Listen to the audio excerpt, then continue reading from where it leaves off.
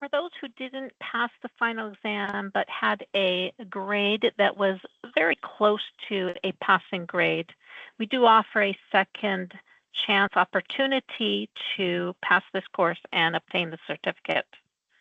So if you've been selected to participate in the second chance opportunity, when you open the course dashboard, you should see this tile here now that says second chance opportunity. For those of you who have clicked on the link in the email to access your second chance opportunity, you will be taken to this page. When you scroll down, you should see the second chance activities listed here. If you don't, you may need to click on a button to expand the options so you can see them. You're going to start with this first item here, the second chance activity. Click on it. And when it opens up, you're going to see a case scenario. And this case scenario is what your assignment questions are going to be based on. So continue scrolling down, you're going to see what to do. So the first thing you're going to do is read the case scenario above. Then you'll start with the pre-screen assignment. It's going to give you some further information. You'll also see the case scenario still. So your task for this pre-screening assignment is to determine if Mariam meets the eligibility and admissibility requirements for sponsorship to Canada. So to do your assignment, you're going to click this link here to open the pre-screening assignment. When you do that, you're going to notice that it opens a new tab in this page, and you can click to the other tab to return to the main assignment page. So let's go back to this pre-screening assignment. You will always see the case scenario, whichever screen you land on. So you can refer back to it every time. Now this link here is for you to return back to the second chance main page if you wish, or you can simply, when you're done the assignment, close this tab and return to the other tab here. When you scroll down, you're going to see the Add Submission button. And you can see that your submission status tells you no submissions have been made yet. It's not been graded. So I'm going to add my submission. And basically, I'm going to answer the questions that show up. So once you scroll back past this link here, you're going to see some instructions. Type your answers to the questions. We expect that you're not going to copy your answers from the course materials or use any AI generating tools like ChatGPT to get to your answers. You can click to save changes to your work, and you can change your answers after you've saved them. However, you do need to submit your answers when you're finished. So be sure to click the submit button to send your assignment for grading. And once you hit that submit button, you cannot change your answers. So here are the questions that we expect you to provide a response for in your own words. So you're going to answer questions related to eligibility as a refugee, as well as questions about admissibility to Canada. So for each of these bullet points, I expect you to provide your response in the space below. So you would click in this box here and start typing your answers.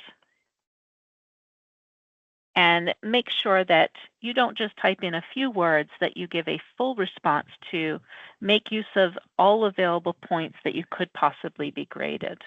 Okay? You can also enter in the titles and then put your answers below each one. Okay, so then you can put answer number 1 here, answer number 2 here for eligibility. The same goes for admissibility. And then once you're done, you're going to click Save Changes. And then if you're happy with your response, then you can click this button to submit your assignment. Okay? Once you do so, and you scroll down, you're going to see this confirmation submission. You have to check mark this, that you confirm these answers show your own understanding, that you did not copy from the course, other people, or use AI-generated content like ChatGPT, to get the information for the answers. And you're going to click continue after you check mark that confirmation. Okay, so now you're still on this page. You can either click on this link to return to the second chance activity, or you can close this browser window and then return to this first tab you started on. Now you know that you have submitted it because it says submitted for grading. And the grading status is going to show not graded until the assignment is graded on Monday. Okay, so for the purposes of this demonstration, I'm just going to close this tab. And you can see I'm back on that original assignment page that I was on. So now that I've finished the pre-screening activity, I'm going to move on to click the Calculate button to continue. And as on the other pages, you continue to see the case scenarios, so you can refer to it. But this time, we will need you to watch the video for the minimum financial support calculator demonstration. So there's a link here for you to watch it. After that, you will determine how much financial support is needed for Miriam and her children, who are ages 6, 8, and 14, if they were to arrive on the 1st of January 2025. And you're going to do the calculations based on not making any deductions for in-kind donations. Okay, so it's going to be the total figures before in-kind deductions. And you're going to do so by clicking on this link here to use the minimum financial support calculator. Then you're going to fill in the answers that you receive once that calculator makes those calculations for you. So using the minimum financial support calculator, you're going to insert what are the total startup cost amounts. And you will be able to see that total number on that minimum financial support calculator results page. Then you're going to indicate how much will the sponsors need to provide each month. So what are the monthly payments when Miriam arrives? And you'll be able to see the monthly payment breakdowns on that minimum financial support calculator page as well. You may need to scroll down that page to see those values, or scroll up perhaps to see those values. And there are more questions to answer on this page. Once you answer all of those, you're going to select check, and you're going to find out if you got any of those answers correct. If you did get them correct, then certainly move on to the next assignment. If you didn't get the score that you would like to get, maybe you want to get 6 out of 6, that's up to you. You can select retry. It's up to you the number of times you want to retry that activity and start over again to reach a correct response. After you're finished the calculate screen, you're going to move on to the assess screen. This is where you're going to do the assignment for assessing whether one of the sponsors has enough funds to be a financial contributor. So scrolling down past the case scenario again, you have another video to watch. This is to learn how to make that determination for assessing individual group members. And this is based on a group of 5 for financial capacity. But the activity is similar, whether you're a sponsorship agreement holder assessing an individual member who will be participating as a co-sponsor for your organization. Okay, and when you click this link here, it's going to open the financial assessment tool, which is also located on the course dashboard when you first opened that tile for the second chance assignment.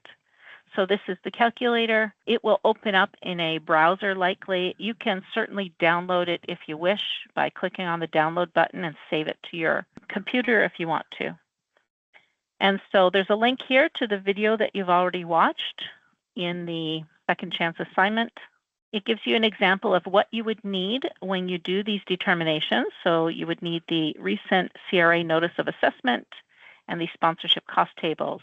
Now for this assignment, the information you have is in the case scenario, okay? So you will plug in the information based on the case scenario into this here.